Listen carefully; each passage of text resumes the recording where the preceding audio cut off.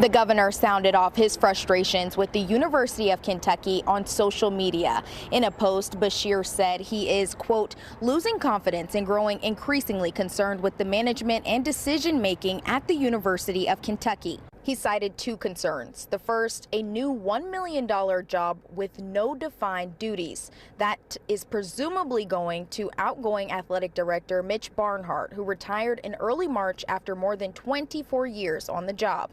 Barnhart's base salary in the new role is $950,000. Barnhart will serve as the university's first executive in residence for the new UK Sport and Workforce Initiative. On a recording for this week's Kentucky Newsmakers with Bill Bryant, UK President Dr. Eli Capilouto said Barnhart's experience improving graduation rates, grade point averages, and the student fan experience will translate directly to the new position.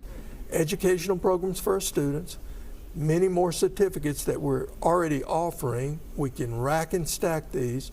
You can get a degree in athletic training, physical therapy. You can have stacked on that sports management. So it's going to be, I think, a tremendous initiative that pays lots of dividends. The governor's second concern, the hiring of a new law school dean who was the only candidate not recommended by law school faculty, and whether the appointment even requires Board of Trustee approval. Beshear says he worries both decisions reflect, quote, certain donors pushing partisan and undue outside influence onto the university, and is urging the public to attend this week's Board of Trustees meeting and ask the tough questions.